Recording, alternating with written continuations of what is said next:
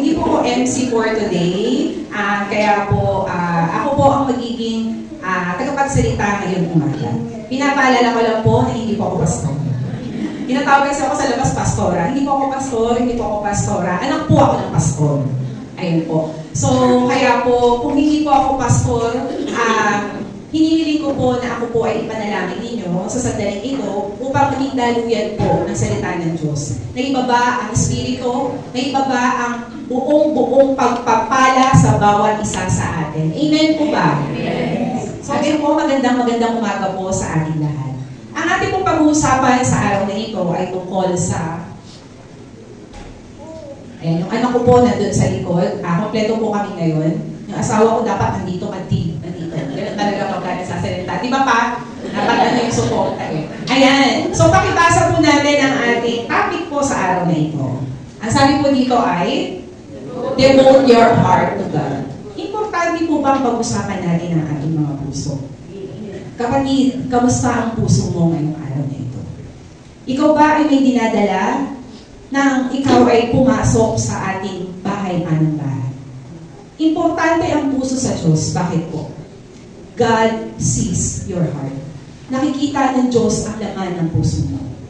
God knows the desires of your heart. Ano man ang ating mga ninanamnam sa ating mga puso, ano man yung laman ng ating puso, alam ng Diyos lahat yan. Wala tayong bagay na malilihim sa Diyos. Kasi, ang puso napaka-importante po niya. Yan ang buong pagkatao natin, ang buong buhay natin. Yan po ang ating puso. Samahan niyo po akong basahin ang ating verse ngayon sa araw na ito. Mula po sa unang mga hari, 8:61, sabay-sabay po tayo. Kaya maging tapat nawa ang inyong puso sa Panginoon, nating Diyos, na lumakad sa kanyang mga tuntunin at sundin ang kanyang mga utos gaya sa araw na ito. Sa English naman po, let your heart therefore be wholly devoted to the Lord our God, to walk in His statutes and to keep His commandments as at this day. Examine po natin ang ating mga puso ngayon. Actually, may tatlong uri po ng puso. Ang unang puso po ay yung buo, whole heart. Ang pangalawa po ay partial, kalahati po ng puso. At ang pangatlo naman po ay no heart, walang puso. Panatilihan po natin isipin kung alin po tayo doon sa tatlong yun. Tayo po ba ay whole? Tayo po ba ay partial? Or tayo po ay no heart? Tayo po ba ay devoted sa ating Panginoon? God knows our heart. Tama po ba? Alam ng Diyos kung ano po yung nilalaman ng puso natin. Alam ni God kung siya ang number 1 sa puso mo. Maaaring career ba yan? Profession? Yung trabaho mo araw-araw? Family? Friends? Ano ang number 1 ngayon sa buhay mo? Wala po sa edad ang pagiging number 1 natin para kay God. Senior na ako eh. Pwedeng pa rin pong maging number 1 sa puso mo si God sa'yo. Hindi na ako makakapag-serve eh. May iba't ibang klase pong serve na pwede natin ibigay sa ating Panginoon. Bata pa ako eh. Maaari kang tawagin ng Diyos kahit bata ka pa. Wala kang trabaho, maaari ka pa rin tawagin ng Diyos. Wala kang alam, hindi ka marunong bumasa, hindi ka marunong na kahit na ano, hindi namimili ang Diyos. Pero, saan po tumitingin ang ating Diyos? Sa ating mga puso. Kaya napaka-importante po ang ating usapin sa araw na ito. God wants us to help a healthy heart. May dalawang klase daw ang puso. Number 1, yung physical heart natin. Sige nga po, gawin po natin ang ating mga puso. Kung nasan po ang posisyon. Pero ito daw yun, nasa gitna siya. Ayan. Sige po, nadadama niyo po ba ang inyong mga puso? Ayan, tumitibok pa po ba? Syempre, tumitibok po. Alam niyo po ba, na 5 litro ng dugo ang pinapump ng ating puso every minute. Every minuto po yun. Alam niyo po ba yung 5 litro? Alam niyo po yung Coke na 1 litro? 5 ganon kada minuto. Yun ang trabaho ng puso natin para magpump po ng blood sa buong katawan natin para magkaroon tayo ng oxygen. At sa buong araw, 7,600 na litro ang tinatrabaho ng puso natin. Katumbas po nun ay 2,000 na galon. Alam niyo po yung galon? 2,000 na galon ang pinapump na blood ng heart natin para kumilos po siya. Kaya po pag namatay po ang tao, ano ang unang tinitignan? Di ba yung pulso? Kung tumitibok pa. Pero pag wala na yan, wala na po. Nag-stop na po. Kaya po ganun po na napaka-importante ng puso ng tao. At yung pangalawa naman po ay tinatawag na spiritual heart. Ang lahat po ng anak ng Diyos ay meron ng spiritual heart. So yun po ang gusto ng Diyos, na maging healthy po ang ating spiritual heart. Bakit po? Ano po bang meron sa puso? Nahuhuli po yung aking mga taga-pindot. Next po. Yan. Bakit po kaya importante talaga ang puso? Kasi po, ang puso po ay iyong pagkatao. Kung ano ka po ngayon, yun po ay dahil sa puso mo. Nandito ka kasi yun ang tinitubok ng puso mo. Ang magbigay ng oras ng linggo para sa aking Panginoon. Number 1 po, ano po ibig sabihin ng age? Health. So, pag pumunta po tayo sa physical heart, kailangan alagaan natin ang puso natin. Paano? Napakaraming bagay po. Pero mag-focus po tayo dun sa spiritual heart. So, paano magiging healthy yung heart natin? Ang dami pong bagay na makakapagpa-healthy, ano po sa Tagalog healthy? Malusog na puso. Okay, na masayang puso na naglilingkod sa ating Panginoon. Number 2, ano po yung natin? Emotion. Ang puso natin, nag-uumpisa yung emotion natin saan? Sa puso. Pag malungkot ka, kasi yung puso mo malungkot eh. Kapag masaya ka, kasi yung heart mo ang saya-saya. Di ba po? So lahat ng iyan ay emotion. Pag galit ka sa tao, ano ang una? Yung puso mo ang bilis ng tibok, di ba? Parang nagigid ka na. Pero yun, yung puso natin, yun yung una natin mararamdaman. Hindi naman utak eh. Puso po talaga. Pag ikaw ay, katulad namin mga teacher, yung parang nagigid ka na sa mga estudyante mo.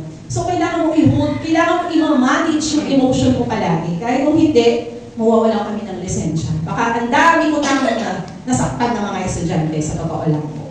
Pero hindi sa mga anak natin, di ba? So, sa mga anak natin, pagka alam natin na mali na yung ginagawa nila, anong una? Nasasaktan ka eh. Yung puso mo ang laging nangingibabaw. Ang puso mo ang lagi mong naririnig. Amen po ba? So, kaya po napaka-importante po ng heart. Ang pangatlo po ay attitude. Kung ano yung nasa puso mo at laging lumalabas, yun po yung nagiging ugali mo eh. Kung ang ugali mo ay mabuti, talagang lumalabas na ikaw ay mabuti. Pero pag ang ugali mo ay madamot, lumalabas po talaga yung pagiging madamot natin. Kaya dapat natin mapag-usapan po ang puso natin. R po. Anong ibig sabihin ng R? Response. Ito po yung mga immediate na kailangan mo mag-response. Tama po? Nangyari na po ba sa inyo na may kaaway ka? Ano po ba ang response mo? Sumagot ka or manahimik ka na lang?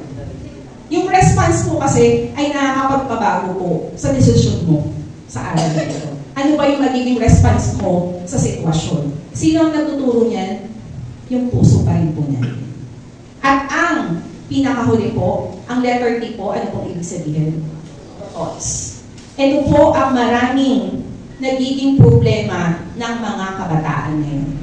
Ang dami pong nagpapakamatay dahil nauuna yung nila, yung thoughts nila. Nagpa-fast forward.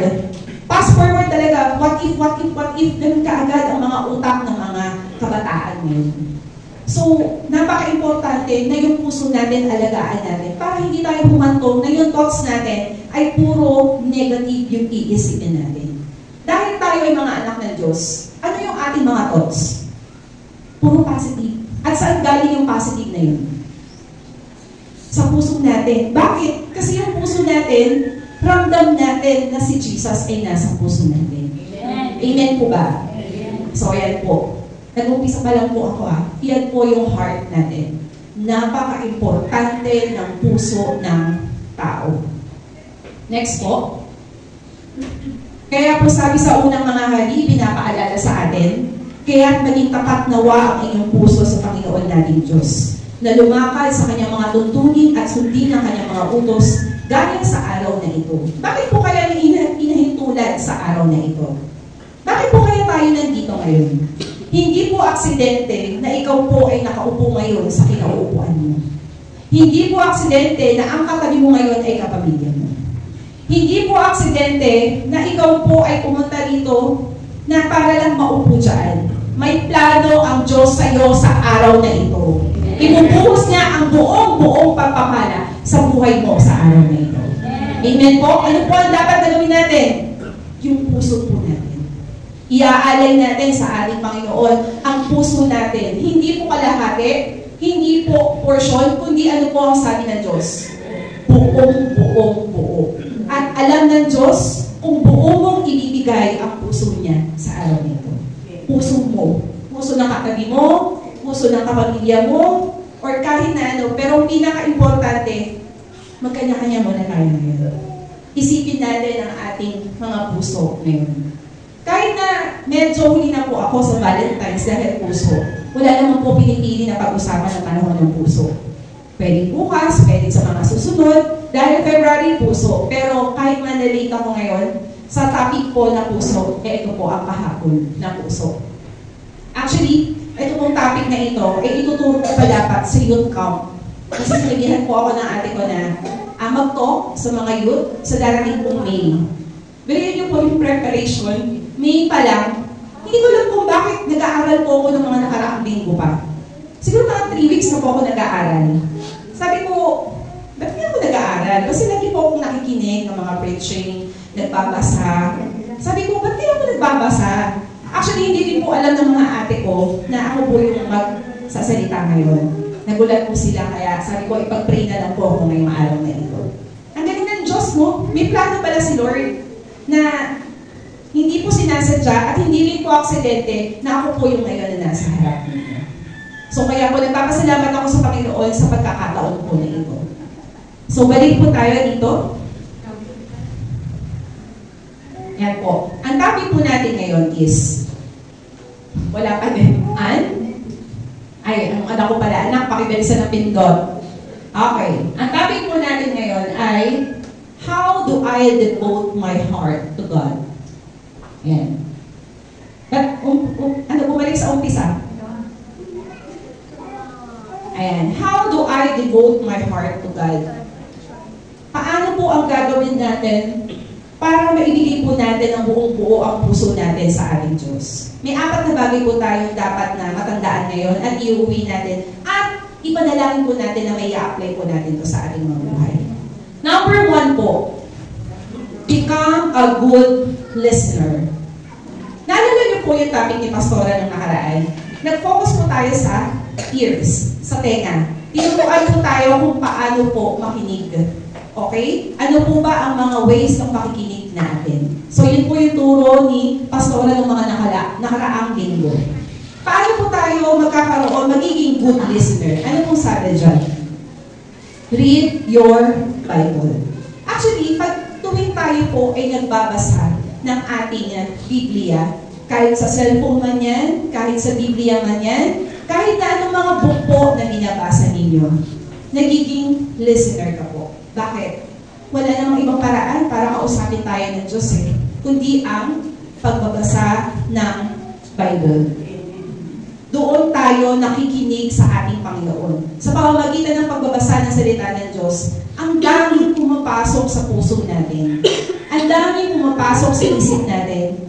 Ang daming pumapasok sa puso natin. Na kapag dumating yung sitwasyon na gano'n, ano yung gagawin mo? Ano yung nagiging batayan mo? Bakit iyon ang desisyon mo? Ano pong sagot natin? Kasi iyon na nakasulat sa Biblia. Naranasan niyo po ba na minsan may kakilala kayo na siya, iba ang desisyon niya sa bagay na to. Pero ikaw, yun na naging desisyon mo. Parang hindi nagtatagpo yung dalawa. Bakit po? Kasi yung desisyon mo ay nakabatay sa ating Panginoon. Paano mo nalaman? Nagbasa ka po ng Bible. Tama po ba? So, dapat daw po ay maging mabuting tagapakinig tayo. Paano natin magagawa iyon? Tayo daw po ay dapat na nagbabasa ng salita ng Diyos. Ang sabi po sa 2 Timoteo 3:16-17, kinasihan ng Diyos ang bawat kasulatan. Ang mga ito ay mapakikinabangan sa pagtuturo, sa pagsaway, sa pagtutuwid, sa pagsasanay sa katuwiran. Ito ay upang ang tao ng Diyos ay maging ganap na naihandang lubos sa mga mabubuting gawa. Actually, ang Bible po ay full package. Tama po ba? Lahat na andun na po. Kapag po tayo, inopen natin ang ating mga puso, ibig sabihin, open po yung ating ears. Open po yung ating tenga ng ating mga puso na makinig. Ano po sabi sa Bible kapag nagbabasa tayo? Ang daming God's promises. Ang daming God's promises na ikinangako ng Diyos sa atin. Ano-ano po yun? Number 1, I will be with you. Minsan po ba kinausap na kayo ng Diyos na, anak, nandito lang ako sa side mo. Nandito lang ako sa likod mo. Hindi kita iiwanan. Naranasan niyo na po ba sa point niyo na buhay na gano'n? Ano yung naging tulong? Pag open mo ng Bible, iyon ang sinabi ng Diyos sa'yo. I will be with you. Naalala mo po na nagka-COVID kami? Ilang beses po kasi kami nagka-COVID sa totoo lang. Hindi ko alam yung dugo namin ay mahilig sa COVID. Nakatatlong COVID na ata kami. Sabi ko, pag may bagong ano ba yun? May variant, come in. Nandun na naman siya sa katawan namin. So, ganun po. Simula nang wala pang injection, simula na nagkaroon ng injection. Parang ginagawang study yung katawan mo. Ano ang kaibahan ng may injection sa wala? Noong una po, walang injection. Kaya nakakatakot po talaga. Ang daming mga namatay na tao. Ang daming mga namatay na doktor. So, ikaw, hindi mo alam kung mamamatay ka. Kasi ang hirap po talaga humina. Sa lahat po na nagkaroon ng COVID na wala pang injection, naranasan niyo po ba yun? Naalala niyo po ba yung mga panahon na hindi ka makahinga? Na hindi mo alam kung makakahinga ka pa bukas. Yung tipong parang nalulunod po. Yun po yung COVID number 1. Ganun po siya katindi. So, wala kang gagawin. Kundi parang hintayin mo na lang. Kapag ka namatay ka, tapos na ang plano ng Diyos sa'yo. Pero pag nabuhay ka pa, ibig sabihin, may plano ang Diyos sa'yo. Kaya sa lahat po ng mga nagka-COVID, sa lahat ng mga nahihirapan huminga, may plano ang Diyos sa inyo kung bakit nabubuhay ka pa rin hanggang ngayon. Ano po yung unang lumabas sa Bible nung natatakot na ako? Sabi ko, Lord, natatakot ako. Totoo lang. Kahit naman hindi mo sabihin kay Lord, alam niya kung ano yung nararamdaman mo. Anong sabi sa salita ng Diyos? I will be with you. Alam niyo, parang pinakausap ka talaga. Dahil sa salita ng Diyos, ramdam mo na kinakausap ka talaga ng Diyos. Gusto niyo po bang maramdaman na kayo ay kinakausap ng Diyos? Amen. Ano po gagawin natin? Kailangan po natin magbasa ng Bible para maipakita po natin yung devoted heart natin kay God. Pangalawa po, I will protect you. Naranasan niyo na po ba yun? Na parang nasa bingit ka na takot ka, pero sabi ng Diyos sa'yo, I will protect you. Pangatlo, I will be your strength. Tao lang po tayo, nanghihina tayo. Hindi pwedeng porket anak tayo ng Diyos dahil kang malakas. No! Tao lang po tayo, nanghihina rin tayo. Lalo-lalo na yung mga physical na katawan natin, nanghihina po yan. Hindi po yan palaging malakas. Hindi po yan palaging on the go. Pero ano po ang sabi ng Diyos? I will be your strength. Ibang-iba po ang ating mga ginagawa araw-araw. Pero minsan siguro dumadating kayo sa point na nakakapagod. Diba? Parang magubuntong hininga ka na lang. Papagod ako. Pero ano po sabi ng Diyos? I will be your strength. Sa lahat ng area ng buhay po natin. Next po, I will answer you. May tanong po ba kayo? Hindi ko po masasagot yan. Kung ano man po yung tanong natin sa puso natin, sa isip natin, sino po makakasagot nun? Si Lord. Paano niya masasagot? Sa pamamagitan ng pagbabasa ng salita ng Diyos. Baka po until now, meron pa rin kayong tanong sa mga puso ninyo, tanong sa isip ninyo, masasagot po kayo ng Diyos. Tanungin niyo lang po siya. Tumatok lang po kayo, Lord, ready na po ako. Kasi minsan yung readiness po natin yun yung kailangan natin para maging buo po yung ating devoted natin na puso para po sa ating Panginoon. Next, I will provide for you. Naranasan niyo na po ba na minsan wala na kayong pang saing na bigas? Naranasan po ba natin na minsan nawawala ng pera yung wallet natin? kahit po nagtatrabaho, nakakaranas niyan. Ako po nakakaranas ng ganyan, hindi po palagi, minsan, kasi syempre may trabaho po ako. Pero ano yung plano ng Diyos? Biglang may magpapagawa ng cake, biglang may mag-order ng cake, biglang may magpapagawa ng ganyan. Nakakatuwa po kasi alam ng Diyos kung kailan ka wala. Dumarating ang mga kliyente. Alam ng Diyos kung kailan ka walang-wala. May magbibigay na kaklase sa'yo, may magbibigay sa'yo. Alam mo yung parang ano, wow, parang gano'n, ang simple-simple ng bagay, pero nakikita mo na God will provide. Tama po? God will provide. Kung ano man po parang kailangan nyo ngayon, ang sabi po ng Diyos, ang kanyang pangako, bibigyan kita. Bibigyan kita. I will provide. Ang next naman po, ang susunod naman po ay, I will give you peace. Naranasan niyo na po ba sa buhay natin na parang yung puso natin, ito na naman, sumasakit na naman. Kung ano-ano ang mga nararamdaman ng puso natin. Kasi connected po yan eh. Kung ano yung nasa puso natin, yun yung maiisip natin. Kung ano yung maiisip natin, yun ang gagawin natin. Pero lahat po yan talaga ay nanggagaling sa desisyon ng puso mo. I will give you peace. Naranasan niyo po ba na kayo ay todo-todong binigyan ng kapayapaan ng Diyos sa puso mo? Na hindi mo alam bakit may peace ka, pero dapat ganito ka eh. Pero may peace ka. Bakit? Kasi meron kang Diyos na nagbibigay ng kapayapaan sa puso mo. Tama ko ba yun? Kaya kung wala tayong Diyos sa ating mga puso, maybe hindi natin mararanasan ang totoong kapayapaan sa puso natin. Kaya thank God, kasi pinaparanas na sa atin ang totoong kapayapaan ng puso natin. At ang panghuli po is, pinaka-importante, I will always love you. Sa Tagalog po, palagi kitang mamahalin. Ang sabi po ng Diyos. Ano man po yung nakaraan ninyo, ano man ang nangyari kahapon, ano man ang nangyari nung nakaraan pa, tapos na po yun. Ano man ang masamang nagawa mo sa buhay mo, na hanggang ngayon ay dinadala mo pa rin. Ang sabi ng Diyos sa'yo, mahal na mahal kita. Mahal na mahal kita, hindi ko tinitignan kung ano man yung pagkakamaling nagawa mo noon. Ano po yung importante? Yung ngayon. Kung ano man ang ginagawa mo para sa Panginoon, yun ang importante, yung ngayon. Kasi minsan po, hindi tayo makawala sa nakaraan natin. Lagi natin iniisip yung nakaraan natin. Lagi natin iniisip yung mga pagkakamali, mga desisyon na nagawa natin sa buhay. Hindi po yun ang tinitignan ng Diyos. Ang tinitignan niya po, yung puso mo ngayon. Kapatid, bakit hindi natin maibigay na buong-buo yung puso natin sa Panginoon? Ano yung humahad lang sa iyo sa araw na ito, sa oras na ito, sa panahon na ito, kung bakit hindi mo maibigay yung buong puso mo sa ating Panginoon? Meron po ba? Kailangan pakawalan na natin yan para yung buong puso natin ay maibigay na po natin sa ating Panginoon. Ang isa pa pong pangako na ito po yung life verse ko na gustong-gusto ko po at siguro po marami sa inyo na may gusto rin po. Jeremiah 29:11. Ano po ang sabi dyan? For I know the plans I have for you, declares the Lord. Plans to prosper you and not to harm you. Plans to give you hope and a future.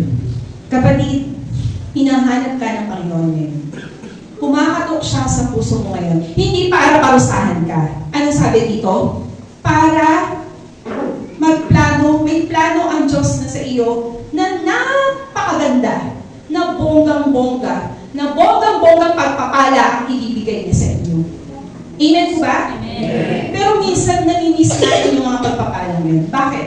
Kasi minsan yung mali tayong desisyon na nagawa. Sayang, kung sinunod ko lang ang Panginoon, dapat ganito ako ngayon. Ano yung mga pagpapala na dapat na ibibigay sa iyo ng Panginoon? Yung plano niyang napakaganda, minsan naiiba. Kasi yung mga desisyon natin araw-araw, dahil sa puso natin, naiiba po ang lahat. Pero ano po ang pangako ng Diyos? Ang pangako ng Diyos ay hindi para parusahan ka, kundi ano po, para mahalin ka at ibigay ang blessings para po sa inyo. Ang alawa po, open your eyes. Ayan po. Asan po ba ang ating mga mata? Ayan. po ang ating mga mata. Open your eyes. Ilan po yung mata natin? 2. Ilan po yung bibig natin? 1. Kaya po, napaka-importante ng mata natin na lagi po natin yan bubuksan. Open your eyes. Kasi sa lahat po ng parte ng katawan natin, pwede pong magkasala. Yung nakikita mo, pwede ka magkasala. Yung naririnig mo, ayaw mo naman mapakinggan, pero naririnig mo siya. Di ba po? Siguro, yung pang-amoy din, minsan nagkakasala din yan. Kasi pag hindi maganda yung pang-amoy mo, kung ano na masasabi mo. Di ba po? So, lahat ng parts ng katawan natin, may gamit yan. Ano po? Para sa pag-response natin araw-araw. Ang pangalawa po ay open your eyes. Ano po sabi sa Panaghoy 3:22-23?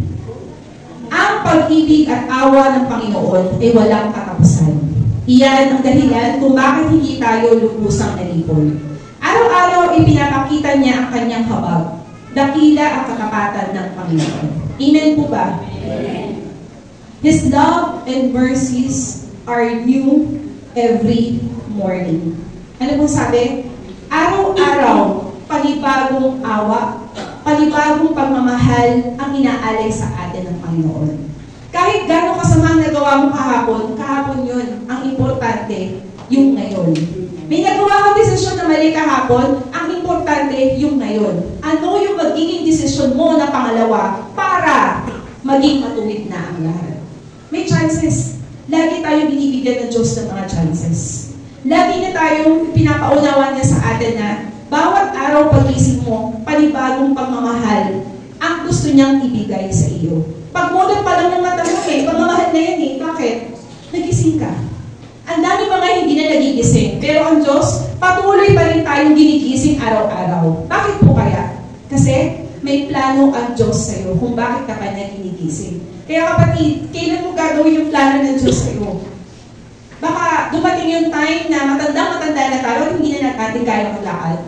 Ngayon na malalakas pa tayo sa mga youth, sa mga young adults, gawin na natin kung ano yung plano ng Diyos para sa atin. God loves you so much. Our hearts become hardened each time we are blind to His presence. Kasi pag bulag ka, hindi mo marireceive yung pagpapala. Kasi pag bulag ka, hindi mo mauunawaan ang lahat ng mga bagay na nangyayari sa iyo. Kasi pagka bulag ka at hindi open yung mga mata mo at hindi open yung puso mo, puro maling desisyon ang magagawa natin. At yung maling desisyon na yon, inuulit ko po, saan galing yon? Sa puso natin. Kaya po, ano bang inaantay natin? Dapat buong-buo na natin ibigay kay Lord. Huwag na po tayong magtira. As in, whole po natin ibigay. Huwag partial, huwag portion, kundi yung buong puso. Inaanyayahan ni Lord ngayon sa araw na ito na ialay natin yung buong puso natin sa Kanya. Naniniwala po ba kayo na mahal tayo ng Diyos? Amen. Na kahit ano ka man, maging sino ka man, mahal ka ng Diyos. Pakisabi nga po sa katabi ninyo na mahal ka ng Diyos. Ayan po. So sa pagkakataon po na ito, hinihiling ko po ang lahat na favorite song ko po ito. Pag kinakanta ko to, hindi ko lang, hindi bang dating sa akin. Kaya sana po, kausapin din po kayo ng Diyos sa pagkakataong ito habang inaawit po natin ito. Okay na, Ann?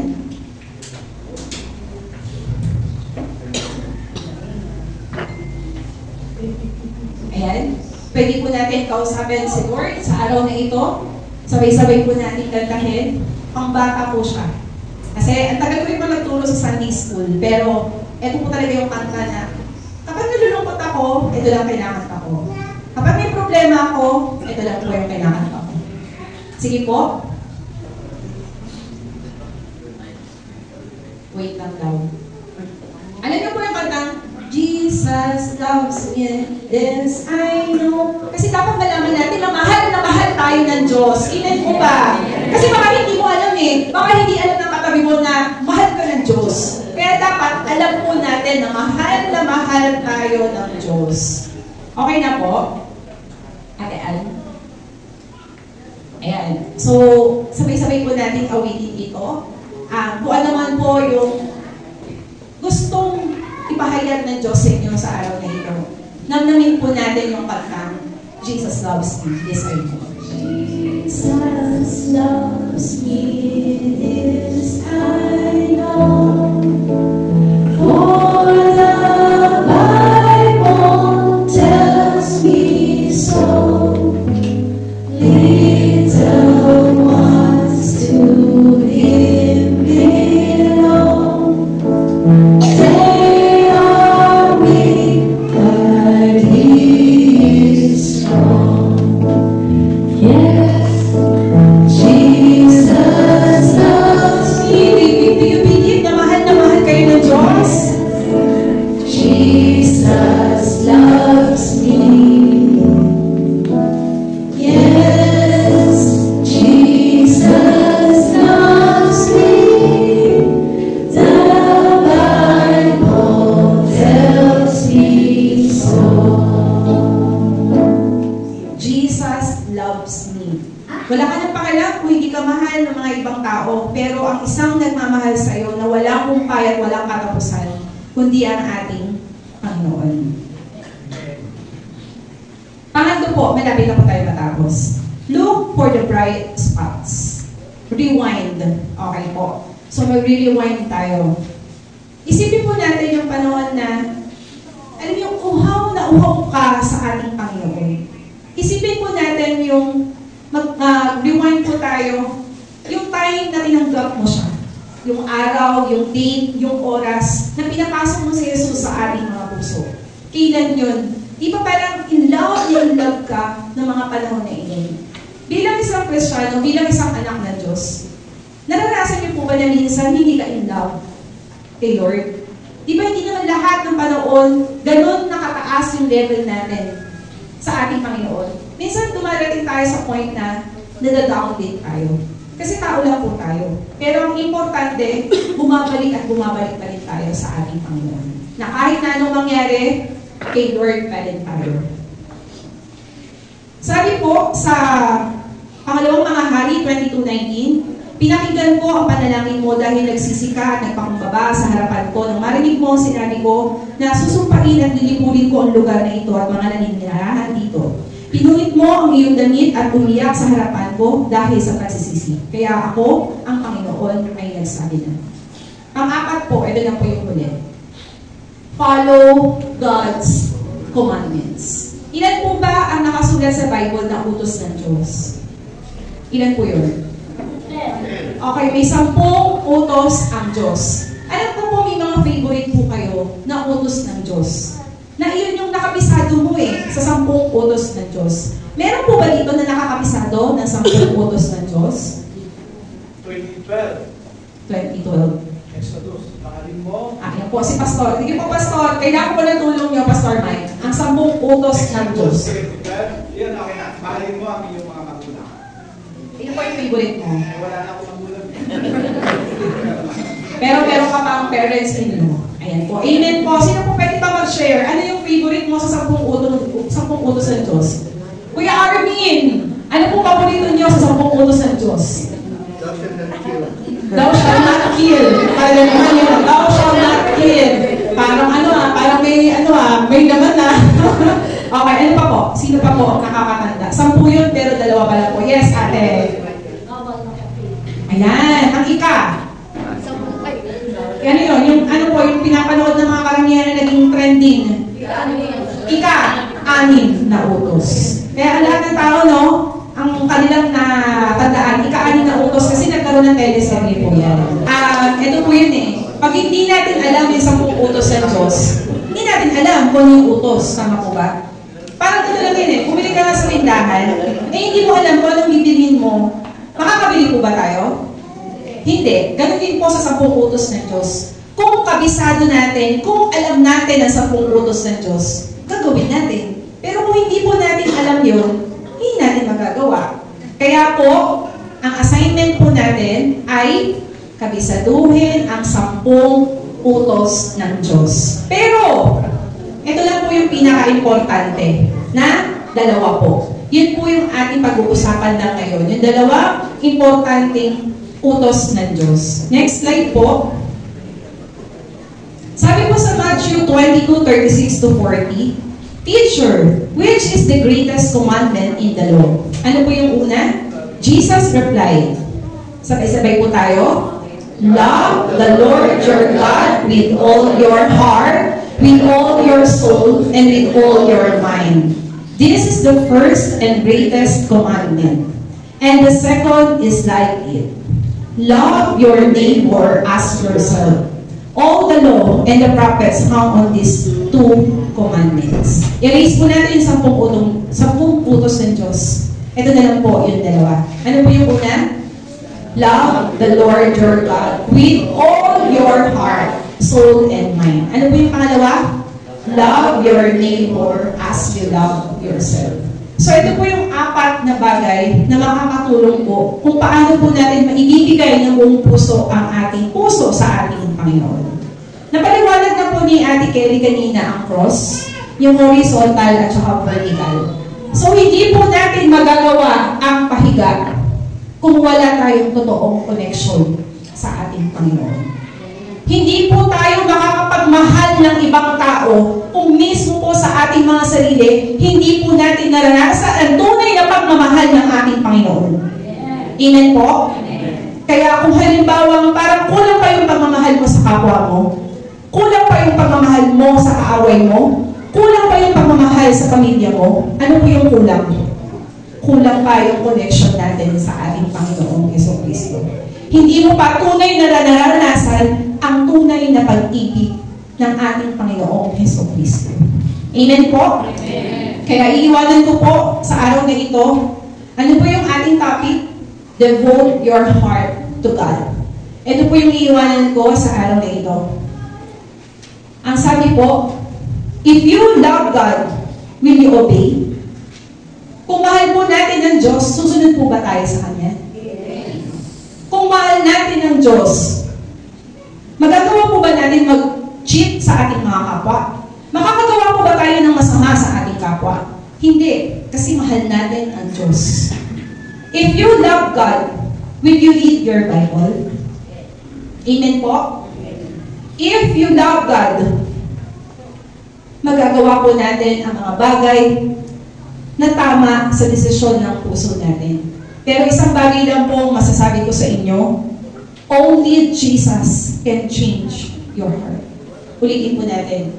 Only Jesus can change your heart. Tayo po tumayo at manalangin.